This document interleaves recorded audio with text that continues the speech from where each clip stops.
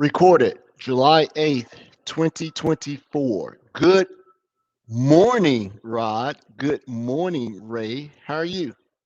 Good morning. Doing fairly well. Just coming back from what I like to refer to as the Amish flu or the Amish superbug. I've been off the show for a couple weeks and apologize to everyone. I felt so horrible. Actually, I didn't feel quite as bad last show, but I lost my voice, and you would not have appreciated that.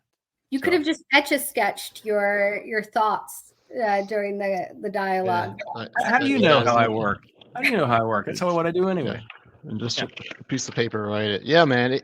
You've been sick before and powered through, and all of us have.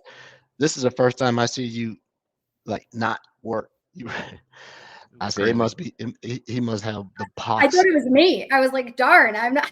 Rod's like, I can't even. I can't. Every time Ray shows up, I just want to turn my camera off. Yeah, that's what happened. Yeah, it's that feeling of illness overtakes you.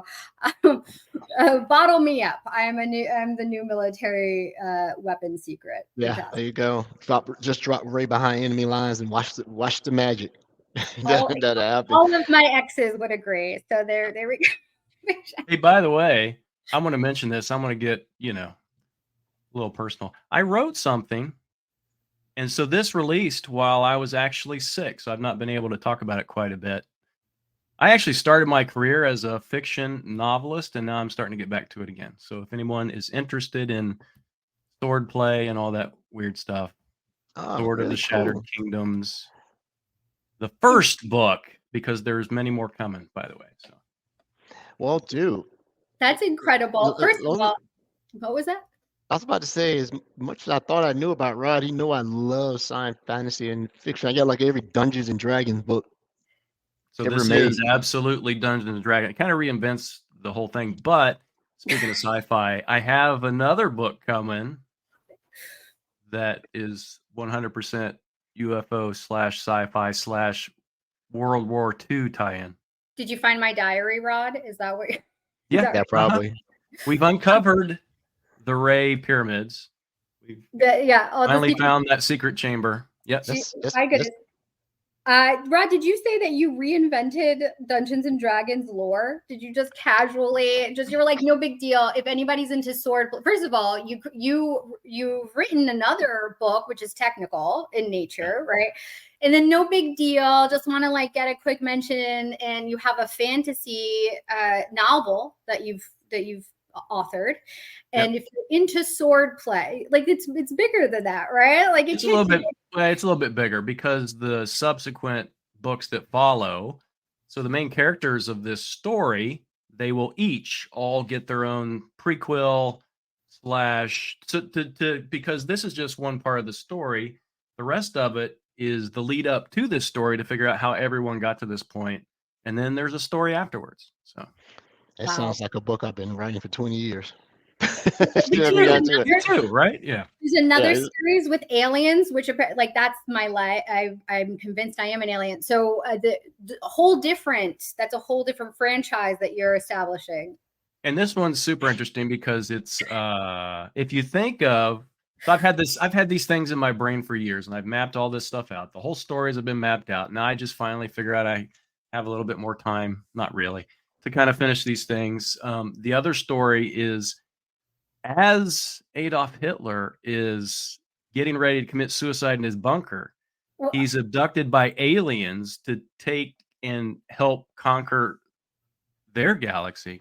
And now he's coming back for revenge.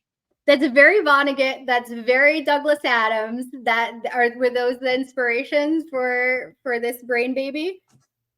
That's just very Edward, like a hard bender night. I've been on a bender. I just think on the next day started writing.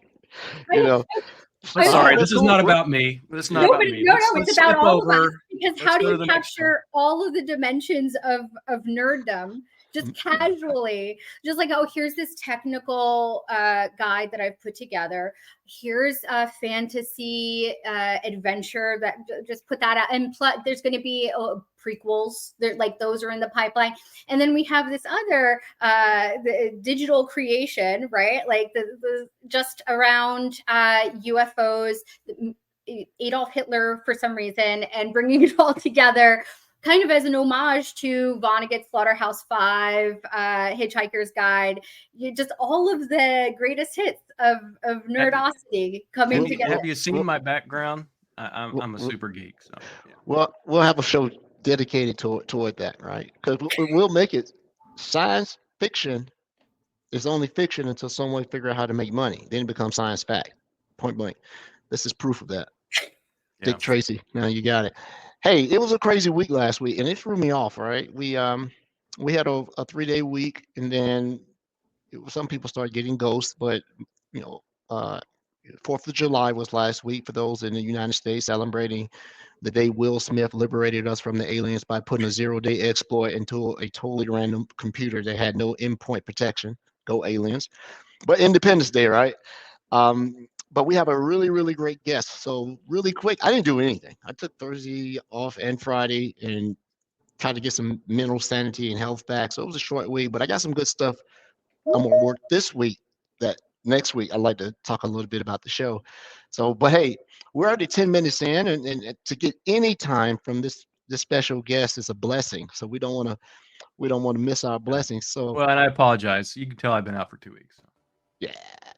Hey! So we'd like to invite to the show. I'll actually allow her to introduce herself because she could probably do it so much better than I. But I love this person, and I think you have to admit that as anyone that follows Microsoft, our customers, our partners, anyone outside of Microsoft, even internal, I'll tell you. But we all follow this person. We all know this person. We all love this person. That's why we think it was so super important to have her on the show. So welcome, Heike. Would you like to introduce yourself? Thank you. Yes, I'm still a little confused by your previous topic. So I was like, where did I end up? But yes. Hi, my name is Heike. So like hi and then Kevin. It's not Heike, it's Kevin, Heike. I'm back in Germany since 2 years. I've been to the US 8 years. And yeah, I'm on the customer experience team and focus mainly on readiness, internal as well as I hope external as well, to help customers understand our features better and how to use them, share the news. And yeah, that's me. Well, and I think it goes a little bit more than that. I think you're being super simple trying to describe yourself. You do a lot of things. I think you touch a lot of things at Microsoft, at least that our customers know, right? Literally next time I'll let you help me write my connect because I'm always very I was shy the first co-pilot. You just feed me the data and I'll regurgitate all of that co-pilot information. But no, so what maybe we should start with what don't you do, but I don't know. There's probably a longer list. Let's see. I think you still manage our monthly public-facing Microsoft security newsletters, right? You do that. Yes. Right? So there's two. There's one that's called Monthly Defender News. Yes. Which contains almost all the defenders. But Defender for Cloud, they have their own monthly news. First, it's such a big beast. And it was not in my org and under my team at that time. So that's why I didn't include it. It's a little bit, I don't want to share org chart externally, but sometimes it is what it is. You manage the products that belong to your team. So aka.ms/Defender News, it's a blog post that summarizes all the things that we basically delivered or created in the month before. This could be webinars, blog posts, new documentation. Often we have new features that don't have a blog post and people might not even find them. So I'm trying to put everything together. I love if someone has suggestions on how to make it bigger or add additional value. So always open for ideas. Great. Yes. So there's the other things, right? So we got the news, which I read all the time. So thank you for that. And I know our customers do. They absolutely love that because it gives them, a month of nuggets instead of having to go source and figure out everything themselves, which we should consider. Maybe we should actually use Copilot for security to pull that stuff in. We'll talk about that later. But you also do these, which I did one with you recently on Copilot for security prompting. You do a series. Well, what are you in, like season 3 or 4 or 5? 8 is coming now. Season 8. Oh my goodness, I've missed a few. So you do these virtual webinars with a lot of our product teams, right? Yeah, let me actually share the story behind it. So many people know the Ninja blogs, and you have on your blog post, Rod, the list of all the different Ninja trainings that we have.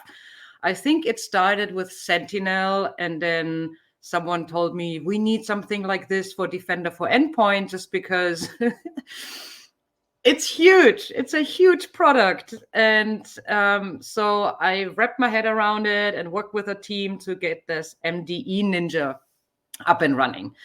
And then I thought it would be great if we walk the people in like a webinar series or like a show through that content. And I requested the budget, and then I don't know, 2 years later, the products changed, and I had suddenly it was Microsoft 365 Defender, now Defender XDR. And yeah, I started with MDE, but of course I had to include different products as well. So, but the idea was to walk them through the Ninja training, hence the title, Virtual Ninja Training. So now I wouldn't say it is based on the Ninja trainings anymore, because, I know there is a new feature coming up. And so I try to catch that product manager and discuss. And most people say that I ask exactly the same questions that they usually have in mind. So otherwise, we stream them at a certain time, and then people can join and ask questions, and we are answering. There's actually one coming up after this show. Super excited. Which one is that? It's the season final. And we are discussing the general availability of our unified security operations platform. So Defender XDR and Sentinel coming together. So today is GA. And for that reason, we did a Ninja episode. Today is GA. Really? Today is GA. I didn't mean At least that's what I got told from marketing. So I should not stream my episode before July 8th. So today is the day. Yeah, but the date, that's awesome. So you're here to actually sell it. We can celebrate, and you can announce that. So that's awesome. It's a big milestone. It is. Yeah. Of course, you could use it before, and it was available for customers, but it is for many customers important that it reaches that GA milestone and not be in public preview. So many customers are testing it, but they would not turn it on in production before it is GA. So I think this is huge. Now, when you say GA for this is when you consider the unified, this is more the XDR plus theme or XDR plus Sentinel. This is the GA for those two things. Okay. Yes, exactly. So, we always had and still have the connector to get your Defender XDR data into Sentinel. But now we are connecting Sentinel, and all the features are from Sentinel available in the navigation. So people don't have to go back and forth, because even if they used Sentinel and they had the Defender data in there, if they wanted to drill down into an incident or an entity, they hopped out, right? So they had a different tab, and it was not very efficient. So now they have all the data in the XDR portal. Yeah, see? It's ready. That your unified And- scene and XDR is ready. It's ready. I'm ready to go. And they have additional features. So they have advanced hunting, they have that incident and the attack story and all these things that are already available for the XDR customers. They're also available now for the Sentinel customers. Look at that. That looks so super familiar. Look at that. And what I was impressed the most about is we are not pulling the data in as a data set in the different database. So it's basically the events, alerts, whatever you see from Sentinel is in Sentinel, but we show it live to you. Similar to, I don't know if you know that integration we have with Microsoft Intune, where people can use the security policy settings now in the Defender portal, update them, whatever they want to do, but it is the live view from Intune. So that was, so why should we store it twice? And, no, this is just, wow. It's the same. I see a question here, Vpool. Need to know how RBAC is governed in unified portal. So we respect both RBAC. So the most restricted view or permissions you have is what you actually see in your portal, whatever portal it is that you're using. Well, that's super nice. I have to tell you. Really cool too, because inside of the search feature in Sentinel, you have a restoration, option to, restore data to investigate archive tables for some reason. I know that was a big ask coming from the Sentinel side when I was on that team, but this is really cool. It finally manifested in my lab, my own personal lab. So that's very cool. Very nice. So here's the other thing I think that might be interesting. People need to start thinking about or considering is because Sentinel also is now in the XDR console wholeheartedly, right? Instead of just bits and pieces. We're going to have the opportunity to allow Copilot for Security to access that data a little bit more natively, right? Yes. There's someone saying like the video is on loop, and someone was saying, I thought I'm really getting this point. So, loop, always the same. So, yeah. Oh, he sorted it. He figured it out. All right. Yeah. So, yeah, that's another thing, right? So we have Copilot for Security in the Defender XDR portal, and you have now a summary that also includes your Sentinel data, which is, wow. I mean, everybody come and join us after that at my time in 6 p.m. Germany time. It's 9 p.m. a.m. Redmond time. What's the short URL for the so I think the shortest one is aka.ms/ninja show. And otherwise there is a YouTube channel. And I also have it on my LinkedIn. It will stream. It will also stream on X. Oh, wow. First time I'm not saying Twitter. Wow. I'm really keeping myself here together. Good job. Did a good job. You're advancing. So, yeah. Yes.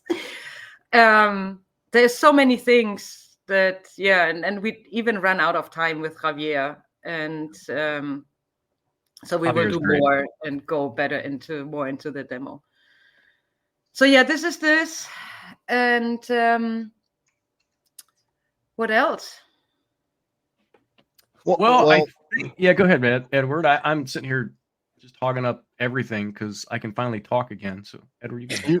I listen and try to go to each one of the little snackets or breakouts that you have. How do you go about choosing? Because I think one of the best ones you put on was the vulnerability management one.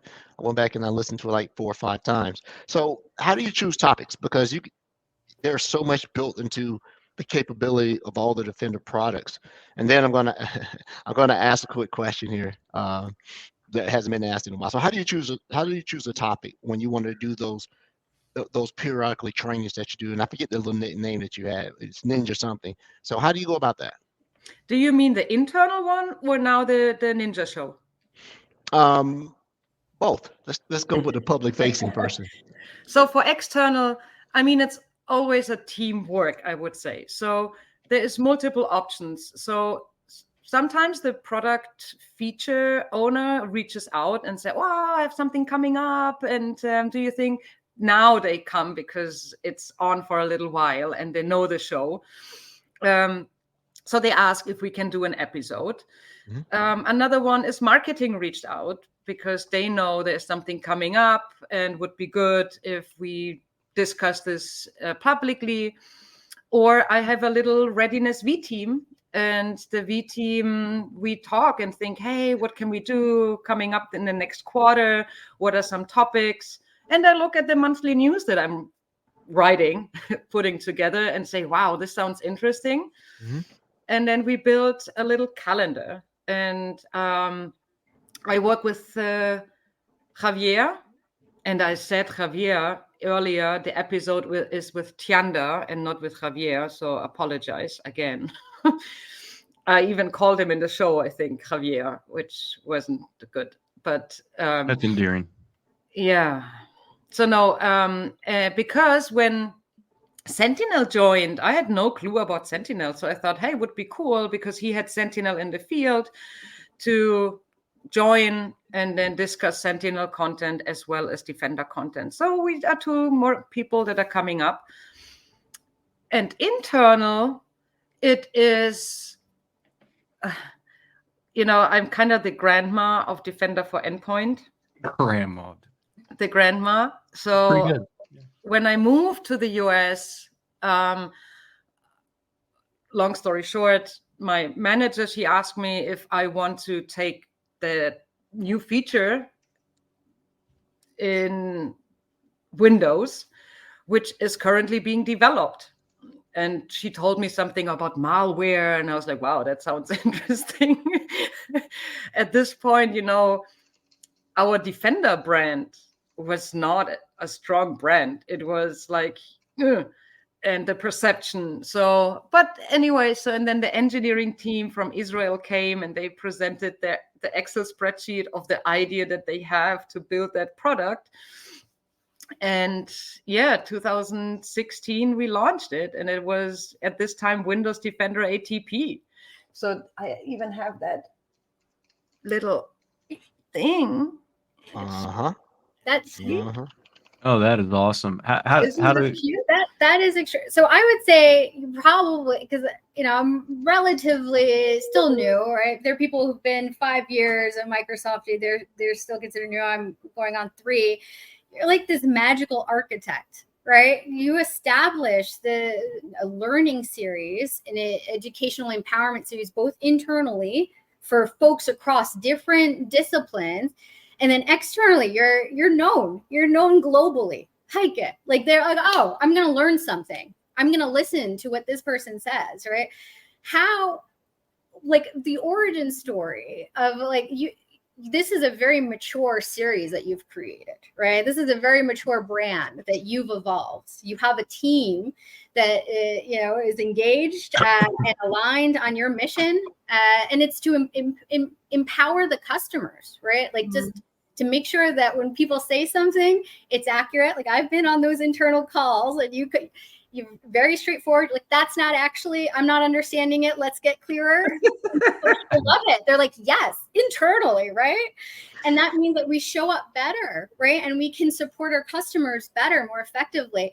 How have you been able to do it? Because as you mentioned, this is a behemoth of a company. There's so I wanted to get to that point because of second question from Edward, right? So when I started, and then we shipped features and I remember I created that slide deck with our RS1 feature with Defender ATP, which was this 3 items, and then we just the thing.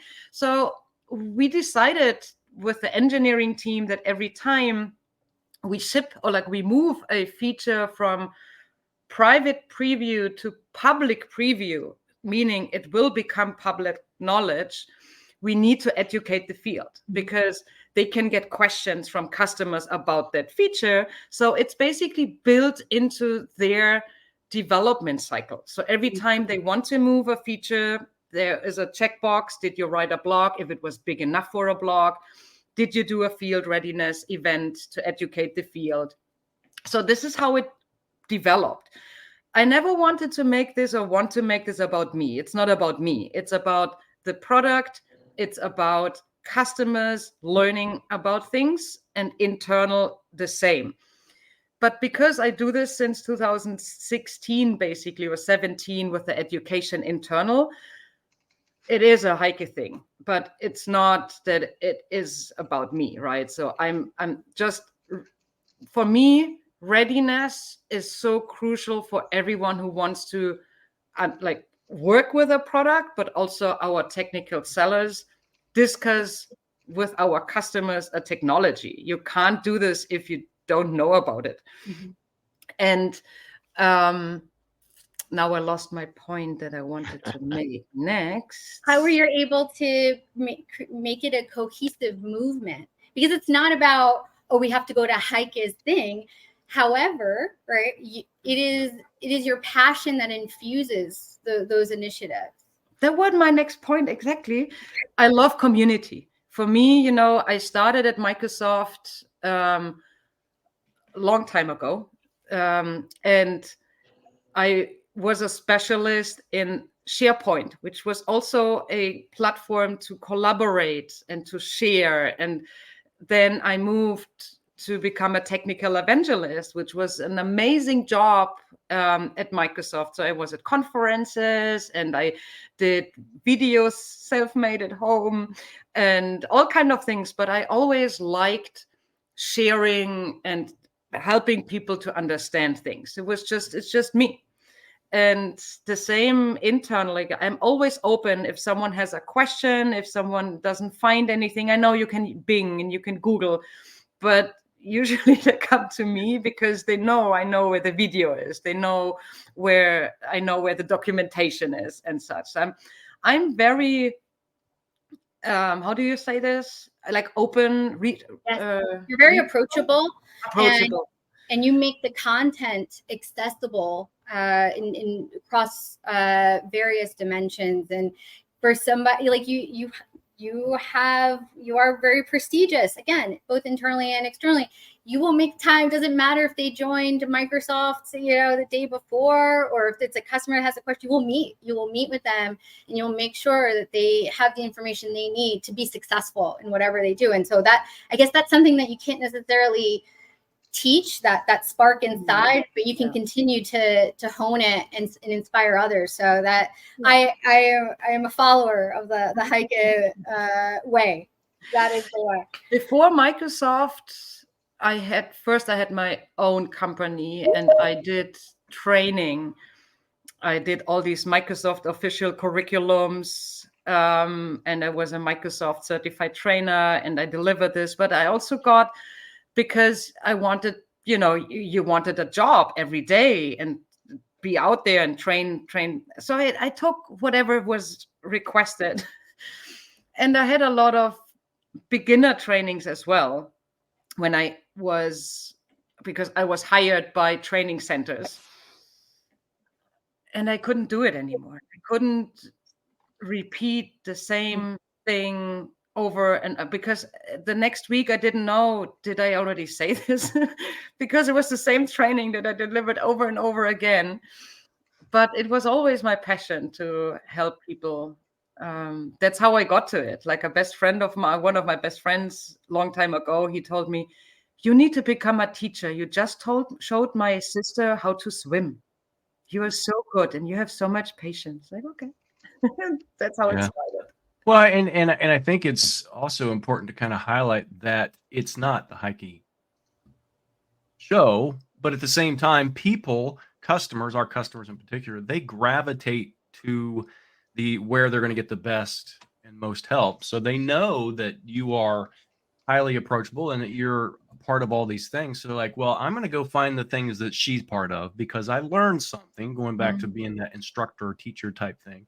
I learned something. And the other thing is, I think important, is that you actually participate in all the different modals of learning. So you do the newsletter, you do the video, because as much as I have seen with our customers or just community in general, everybody has their own way to learn. And it seems like you're putting all those together in some fashion.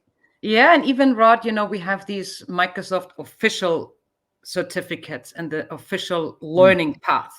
Yeah. And all these little videos, they're also made by Heike. Or like coming out of the Heike factory. So we call them short and Heike sweet factory. videos. Mama Heike. So, unfortunately, I have to leave a little bit early today. What? My wife has physical therapy, so Okay. we put all our business out on this show, so everybody sort of keeps up with what's Yeah. going on. But It's I'd like to emotional ask you this therapy. question. Yeah, emotional support show. Yeah. We haven't asked it in a while, and you haven't had the right people to ask, so I'll do it. Of MDCA, MDO, MDE, and MDI, which is your favorite? So you forgot the XDR. No. I did it. MDE, It's MDI, MDO, or MDCA or MDA. What's your favorite? This is all so an inside joke. MDCA and MDA is the same. Yeah. So I think it's not fair, but I'm an MDE girl. Like I come from the MDE world. I know this product when it was an Excel spreadsheet. I just know much more still about this product. But all the products are being developed by amazing people, and I love to work with every single one of them. So this is also why I never wanted to change. Like, it's like, oh, should I maybe do something new and go to the Azure world or go to somewhere else? Like, no, I want to be with my Defender people because I love them. It's amazing to work with them. And so I think MDE, just because, again, I'm the grandma of MDE. The grandma MDE. We got to put grandma that of MDE. MDE. MDE. The marketing grandma. Sorry, the marketing grandma. It's it is a running joke within the show. When we first started, if you listen to some of the other shows, you know where it comes from. I should have excluded MDE. We just try to do it to see if any product group people are listening, right? But hey, everyone, I have to drop off the show a little bit. Get out of here. Heike, it's so good to see you. Thank you for coming on the show.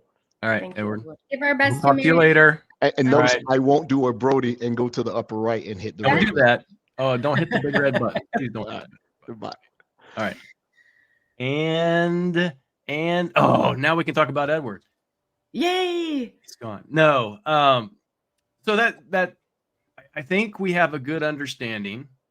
I don't think we have a good understanding of everything you do, because we could probably sit here and you could go through your day and you would pick out things that we had no clue that you actually do participate in, because you said you're from customer experience. You obviously work with customers as well, right? So does a lot of these topics, the videos, the ninja trainings, the newsletters, does a lot of that content come from your working with actual customers? So I do not work with actual customers a lot anymore. I need to say, unfortunately. So I saw an opportunity popping up where I might go back a little bit, talking to customers. There's one little project that I do twice a year. We have our semester planning coming up internally, where the engineering team presents all the things that are going to do in the next semester. So highly secret.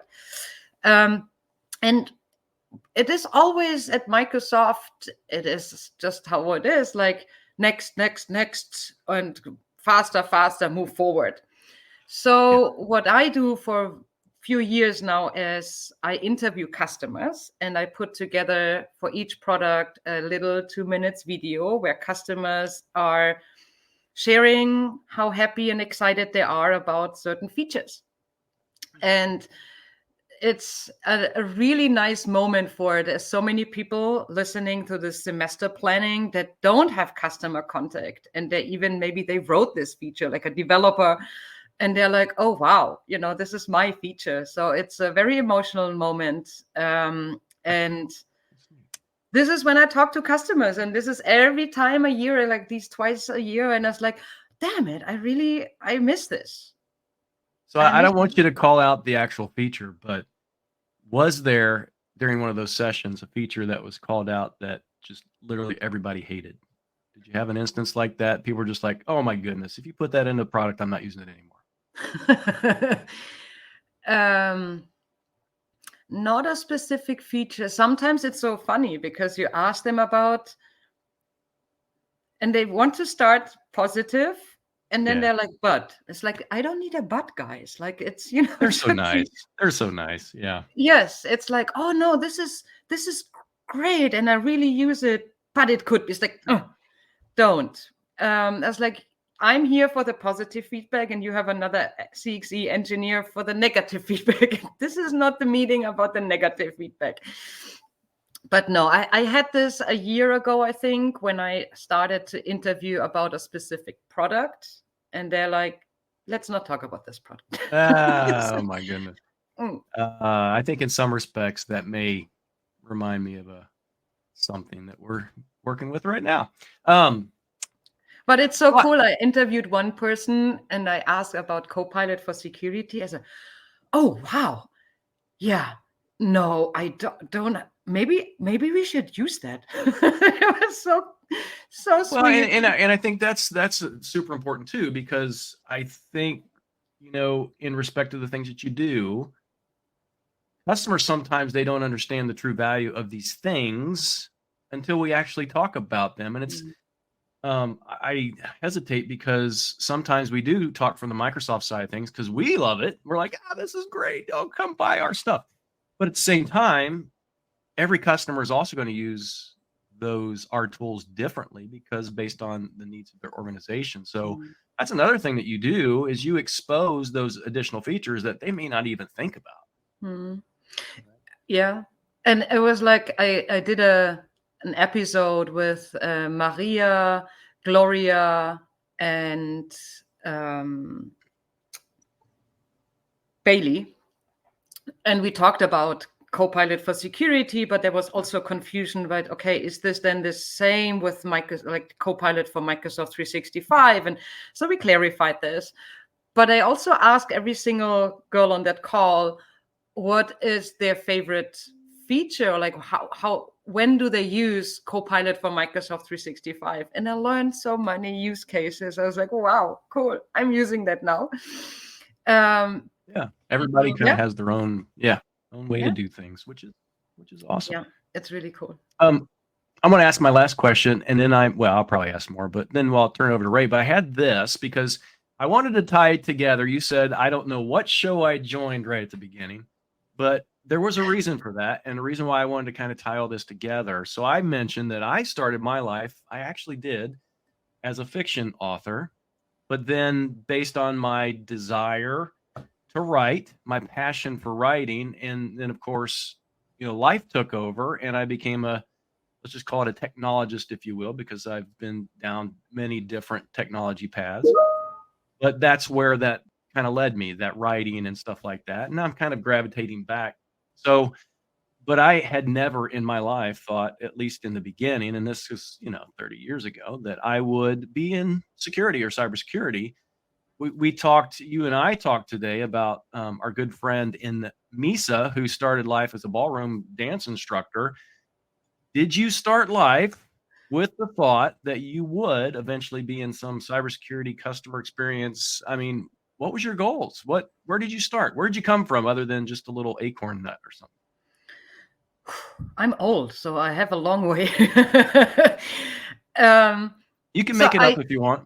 I never wanted to be in front of computers. I always wanted to, I don't know, work with horses, be outside, do something, fresh air, but not. And then I wanted to become a physiotherapist, work with people, for me. And I had to wait a year to get into that program. And then I started to work at the company, and we built an online sports portal. It was sport.de. And at that time, it was way too early. It was 1996, 97 or something.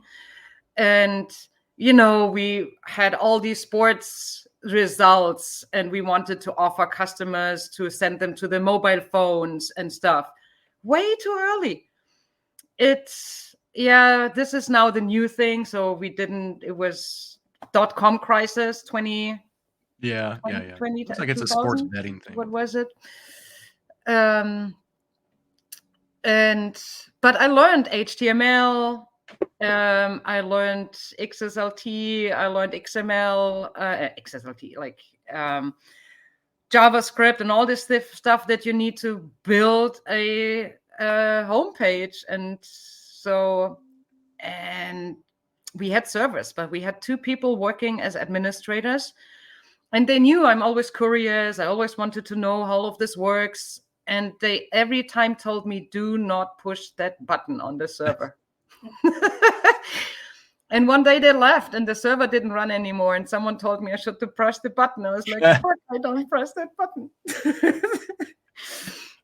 And then I learned it was NT 4.0 at this time. And I did a migration to then 2000, like Active Directory. It was crazy what I learned. Yeah. And this is where I started to be a computer person. And I liked fixing things. Today, if the printer doesn't work, I'm throwing it out of the window, buy a new one. Like, I can't deal with that problems anymore. Yeah. Well, I think everybody does that with printers these days. I don't even know why anyone still prints, but that's a whole other So yeah, and then after that, basically, it was the .com crisis. The company had to close, and we sold the domain at RTL. Probably everybody knows the RTL TV channel. And I was looking for a job. And my friend told me I should become a teacher because I'm good in teaching kids how to swim. So and then I did all these trainings to become a Microsoft certified trainer. So yeah. Yeah. And so that, I guess, led you to Microsoft eventually, right? I was an SharePoint expert. I don't know why, but I was. And when SharePoint was migrating to Moz, they had hundreds of unassigned support cases. And they needed a support person. And I joined support, and I always had a Bill Gates branding somewhere. And well, because you like to fix things, right? Yeah. Yes. Yeah, exactly. I like the Microsoft stuff. And then I remember when I joined the Microsoft headquarters in Munich, I was like, oh, wow. I was all fancy dressed and, ready to start my job. And they're like all in flip-flops and whatever. And they're like, oh, it's your day. You're joining today. Yeah, we don't have a computer for you. We don't have a password. Oh, no. That's what you think when you join Microsoft, that they're like not prepared at all. So I was allowed to sit at the candy table and just wait for things to happen. Candy table. So there was actual candy there, I'm guessing. Yes. No, that was great. Did you help them optimize their onboarding process so the next person would have a smoother experience? I'm wondering. No. No, okay, because I would imagine you would be like, "Hey, this is what I experienced. I think to make it an even better onboarding journey." Because I could see at this time, I didn't know when a new person joined. Like suddenly there was a new person. Like it is not that. I think maybe I would have helped, but then suddenly there was a new person. So okay. I got a joke for you. Great. What do you call a person in a Microsoft office who's dressed up? A new hire. There you go. Just made that one up. Well, I would say, especially if you don't have that experience, right, of like the big tech. And this is like the biggest thing in your life and like your biggest career milestone. I would say you're not desensitized to this is Microsoft, right? And even coming, previously from AWS, my first day at Microsoft, even if it was virtual, it's like, holy cannoli, I made it. And every day you're showing why, they made the right decision bringing you on. So I would say for somebody that, kind of taught themselves, and you had a community around you and supporting you, Heike, but you had to be proactive and invested in your own success and take it seriously. It makes total sense why this is a big deal. I'm going to show up, and this is what you do when you've made it. But you've been making it happen every day since then, and you do it with your own spirit, your own energy, and you don't have to fit in to this idea, this stereotype. When did you realize that, I'm going to be successful inspiring other people? I'm going to be successful connecting with customers. Like, I know partners and customers do reach out to you, and you make sure they get to the right person. Because I've been on, you've sent me emails like, hey, there's a question, can you help? So you are like the nexus, right, for folks to reach out to. When did you realize I'm going to be really powerful and successful, and I can do it just being myself, showing up as myself, and there isn't anything that I have to like pretend to be or a bar I have to meet. I'm just going to be me. That's a cool question, but I think I never think about these things of like me, wow, I need to be successful, I need to be this and this. It's like, for me, when people reach out to me, sometimes just random, and say, hey, I wanted to say thank you, this helped me a lot, I started 4 months ago and I watched all your thing, this just makes my day. Like, I'm not, I'm bad in this. I should, you want to, at Microsoft, you want to have that career, but also job levels, and then you get more money and all these things. I don't think about all of this. It's super weird. That's actually super cool, because when you think about what time this is at Microsoft, this is the beginning of our new fiscal year, which you talked about earlier, was like, we're always having to increase, always having to improve. We have to evolve everything. We have to always be better.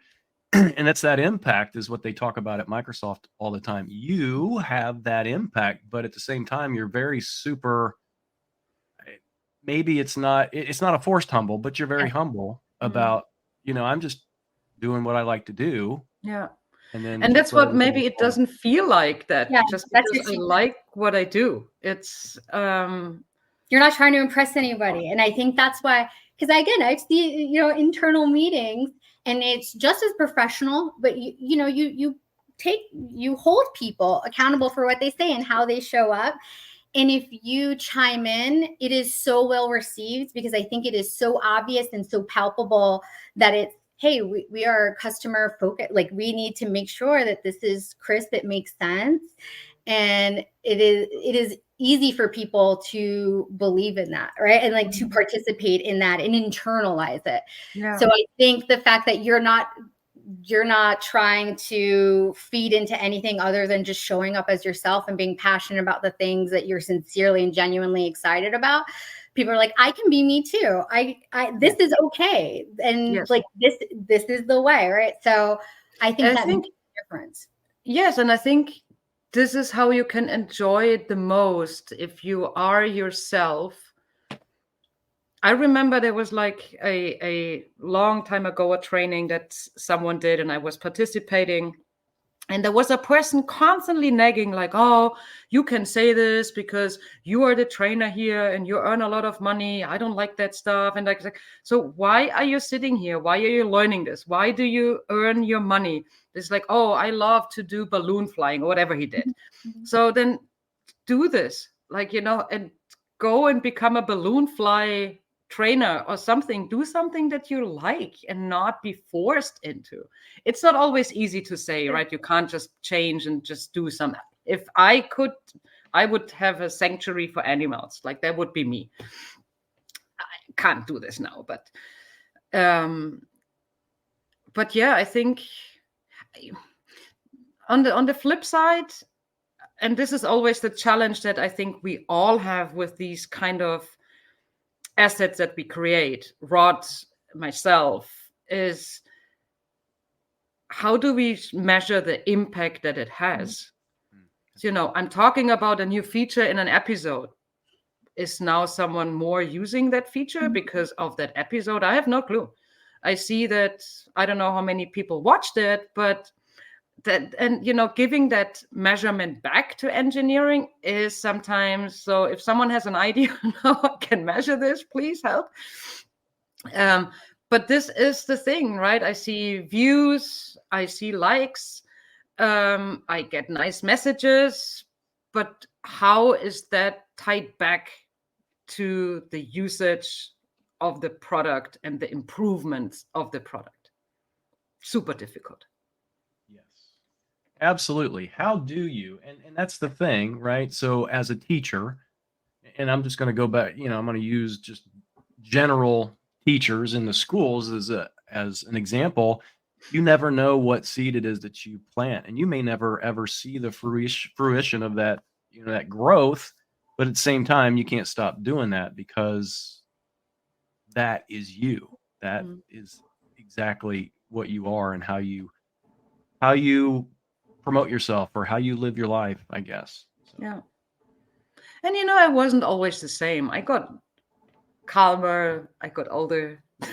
So you have more vitality than lots of recent university graduates. There is just so much energy, so much passion, so much like interest in seeing folks shine, right? And making sure look at you, you're like all giving me all this nice positive feedback. I'm like, oh my goodness, it's like, I'm here red with my red cheeks, and like this is so wow, touching that someone. You didn't know this was your celebration, did you?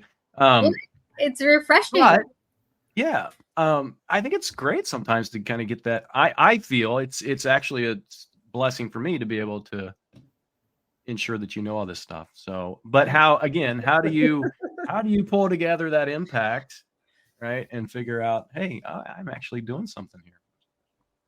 Yeah. I wanted to share this real quick, just for everybody that is live. That show is actually in 4 minutes, the one with the GA for the Unified Portal with Javier. No, Tianda. Oh, Tiander, you're right. All right, I did the same thing. I did it too. Tiander will actually be on there. Okay, so that's in 4 minutes. You don't have to actually be on there, do you? No, it is. So we do the Ninja show, we pre-record it, and then it will all be cut nice together, and we put all these nice ninja cats flying around, and then we stream it live. So we will be in the background to help answer questions. It's streamed on LinkedIn, YouTube, and X. And hope there's some questions. Oh, stop it. Oh, wow. I'm going to take the day off after this. So. Yeah. And so no, it's not live. It makes things for presenting, asking questions. I often ask, like similar what you said before, where that intern, like, I don't understand this, so explain. I do the same, of course. And then I was like, okay, let's take this again, and I will ask you this. And so I don't want to make anyone look bad. No, people say they appreciate it. I'm a nice host. I make them feel calm, and that's again everything that counts to me. That people feel good. Yes. That's a talent. It's very easy to say, oh, I don't get it. Like it's a problem with how it's being explained, but that's not what you do. You say, hey, like, let's pause. There's confusion. It would probably be worthwhile for you to talk through it again, right? And maybe think through how it's being framed or positioned. So I think that's magic. That's a real talent. And to be able to say that and have people ask for, like, do more. Oh, give me again, Heike, tell me, I don't know. Tell me that you don't get it so I can re-explain it.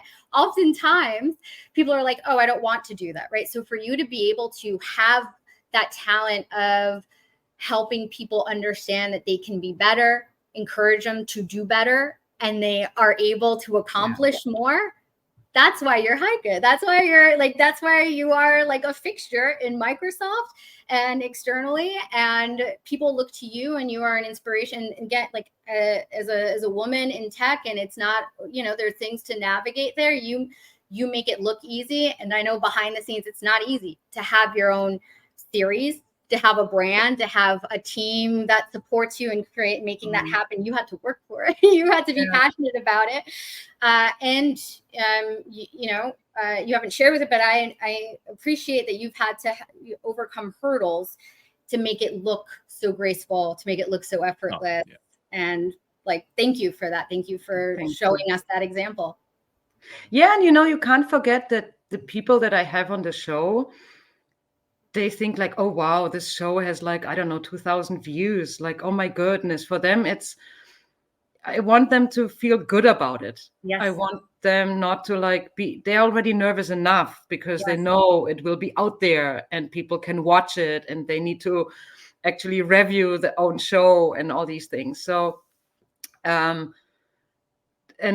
for me, it's just, oh, okay. And even if I stumble, I don't ask them, can I redo this? I couldn't care less, right? But I want everybody to feel good. Yeah, it's not like our show where everybody sees our dirty laundry. We air it out weekly on this show. We rarely cut. I'd love to join more, but this is usually at my 11 p.m. or something, right? Well, there's the replay. Maybe we should change. Maybe we should switch. I think we should have a more inclusive. We could have options and then bring Heike on, and I think that that's important because you have a lot of expertise, wisdom, guidance, and just being that example. If you can't see it, then you can't be it. And so it is truly like inspirational to get to connect with you, and you've done so many incredible things, and you continue to do it. And then you work through other people for them to be successful. So that's pretty awesome. So we are at the top of the hour. Thank you so much, Heike, for being here. And I started this show out by saying, I just love you to death. I think you're awesome. I'm going to leave that there because, we want to exit the show with your face as red as when we started. So that's the only reason why I do that. But it's been awesome. Thank you so much for being here. I know, people see you in public all the time with these webinars and the other things that you do, and they see you as you in those roles or in those moments, but it's always super nice just to know you and hear a little bit more about. And I'm approachable again. Yes. If someone wants to talk about, I don't know, we have football going on, right? In Germany, it's like European Championship. Germany is out, Italy is out, Portugal is out. So I don't know anymore whom to root for, but there will be or anything. I'm on LinkedIn, on X, Teams, whatever. Yep. So please. Yeah. So thank you, everyone. Thank you for tuning in this week. Hopefully Edward, will be back next week after he had to. No, I'm just kidding. He'll be here. Edward's always here. We show up and can't seem to get rid of him. But hey, next week we have, and I think this is a guest of yours, Michael Maloney. Malone, yeah. Malone. I thought it was Maloney. So okay. So he'll be on next week talking about obviously cybersecurity and all that good stuff. So yes, he's the hunter. He is the dude. Yes. And everybody needs to be awake for that. He's like fast and awesome and goes. I don't know where you're going with the topic, but yes. So I'm a little scared now. Thanks for that. Yeah. You are in good company. Like Heike, it's wonderful to go from Heike to Mike, because Mike will go technical, real deep, and Heike brings it all together, right? So now we're going to go down the rabbit hole, Rod. It's going to be an adventure. I'm excited for it. Excellent. So everybody tune in next week, and obviously if you're just listening in and you didn't join live because we were on at a different time, hey, maybe we'll consider doing this more normal in the future. But at the same time, if you're just listening in, please try to join us live. You're able to ask questions, make comments. There's actually a lot of value to doing so, even though I know a lot of you just listen to this in your car on the way to work. So, but I appreciate it. Thank you again for joining us today, and we will talk to everyone. Thank you, Heike. Thank you, Sasha.